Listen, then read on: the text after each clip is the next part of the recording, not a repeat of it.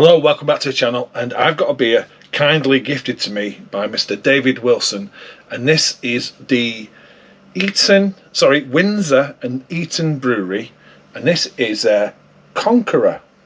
I think I did the unboxing and called it Conqueror. It's Conqueror, and this is a black IPA. I absolutely love a good black IPA. This is coming in at 5%, so let's get in there. David said to me on his note, let me get the note here, he says, Windsor Eton Conqueror, great traditional brewer who can make some of the newer styles too. So this is a new brewery to me, but it's one of, well, David really likes this brewery. Well, that's why he sent me these beers, because of the breweries that he likes. So I'm really looking forward to it, because Dave doesn't get them wrong. He does not get them wrong. So let's get it open. I'm not going to read anything on there. Black IPA. So I want to taste hop bitterness rather than roasted malt bitterness or black malt bitterness. That's what I want in a black IPA. So I want to have some notes of, you can tell there's some roasted malts there, but I don't want the bitterness to come from the roasted malts. I hope that makes perfect sense. I want the bitterness to come from the hops, and if it's like a traditional black IPA, maybe some citrus notes going on there. Anyway, let's get the beer in the glass. Well, it's looking good, isn't it? It's starting off good. It really is. It's pouring really, really well. Let's get it over here. Let's go about halfway so I can get a nose on that. It's a 440ml can, like I say, 5%. Knock the bubbles off. Well, it looks good. It's looking good. It's got, deep dark colour. I'm just putting that towards my light there, and there's no real bleed coming through, which is fantastic.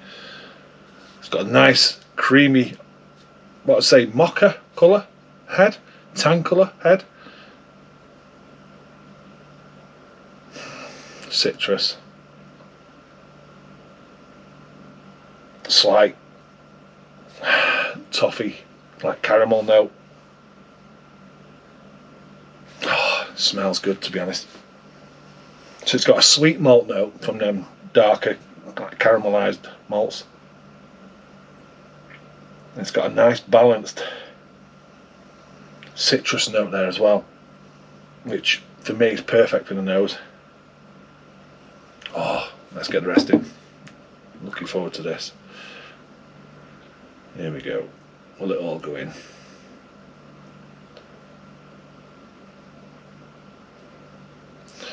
That looks, can't even see the craft beer sign on there anymore, but that looks really, really good. So, nose done, let's get the taste. Cheers, David. Cheers, everyone. Oh, it smells good. Exactly that. So it's got that bitterness there, and it's a hop bitterness. I've had black IPAs. Oh, it's got a caramel note as well. Some chocolate there. Fantastic, balanced bitterness. Very smooth, low carbonation, creamy. Oh, that bitterness though, it's fantastic. It's not massively IBU. It's balanced. It's balanced with the malts. Now, I've had black IPAs where they call them black IPAs, and it's just astringent bitterness from the malt, and they've not done the job right for me.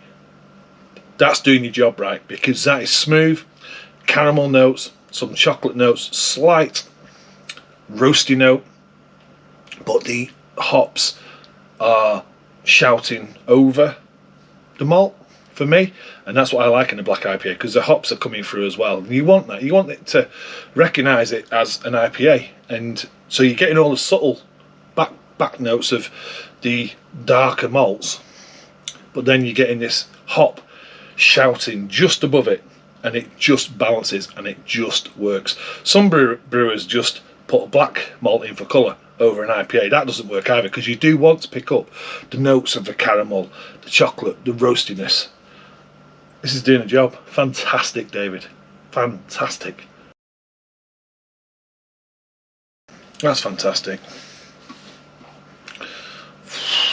That's a lovely, lovely beer from a first time on the channel as well. Like I say, Windsor Eton. Oh, I don't know if Dan from the Hoppy Traveller has had this, but I'd definitely recommend it, Dan, if you've not had it.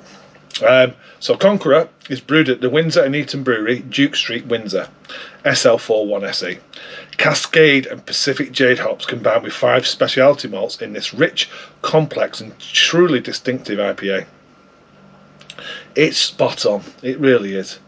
So you've got them, like I say, it's got them malts are in there. So it's not just an IPA with a black malt that's going to colour it. They're in there and you can taste them, but then you can taste the hops over it. And that to me is perfect. That really is. Whole leaf hops as well, fantastic. That is just a brilliant beer. I love the can art.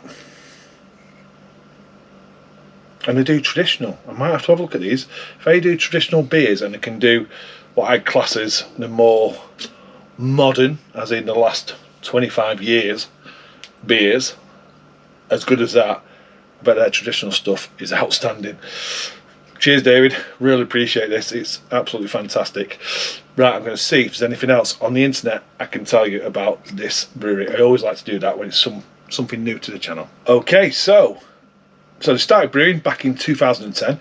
In 2009, Will, Paddy, Jim and Bob agreed to take on Unit 1. Vanis start estate with a dream to bring brewing back to the heart of Windsor, almost 80 years since the last Windsor brewery closed. 23rd of April 2010, first beer, Guardsman, goes on sale, which is fantastic. 2011, Windsor Not is brewed to celebrate the wedding of Prince William and Kate Middleton. 2012, triple celebrations with new beers created to celebrate the Queen's Diamond Jubilee and the London Olympics, where rowing events are held at Dorney Lake. Waitrose Award does National Small Supplier of the Year. That's fantastic. 2013, 2 more firsts as we screen the Six Nations Rugby in our brewery and Paddy creates our first lager. 2014, launch of Uprising beers brewed by Paddy's son. Uprising. I've had them. I've had them from Waitrose. Oh, I can't remember what it's called. Is it on here? Oh, I've had them. They're on the channel. They were good as well. 2015, we take over the lease of George on Eton High Street and realise how much we need to learn about running pubs. 2016, our new tap room opens. Everyone's welcome to come and enjoy 10 freshly brewed beers on tap. 2017, we're invited to run the bar at the newly refurbished Old Court on St Leonard's Road. 2018, we unveil our new brewery logo and our new recipe, Windsor Not, in time for the world's media to descend on Windsor for the marriage of Prince Harry and Meghan Markle. 2019, the Swan is saved from being converted to flats thanks to the combined efforts of the brewery. 2020, our 10th birthday celebrations are moved, obviously because of what happened then. We received great support from the local community as work hard to supply beer for collection and home delivery. Fantastic. 2021, we survived thanks to the fantastic support of the community. We expanded into Unit 4 and created a fresh new brewery tap room offering more space, more beers, more events and a permanent food offering. And 2022, thanks to our successful crowdfunding, we've started work on bringing a canning line to the brew house. We also celebrate the Queen's Platinum Jubilee with a brand new beer. And that's their history. So go and check out this brewery. I think they're going to do some Uprising. Sorry, I'm still thinking about them 2 beers he had from Waitrose. No, it's gone. I'll have to put it somewhere. But yeah, if you're doing that, I bet their trad stuff is outstanding. That's fantastic. I really appreciate that, David. I really, really do. Thank you. Cheers, everyone, and I'll see you on another one.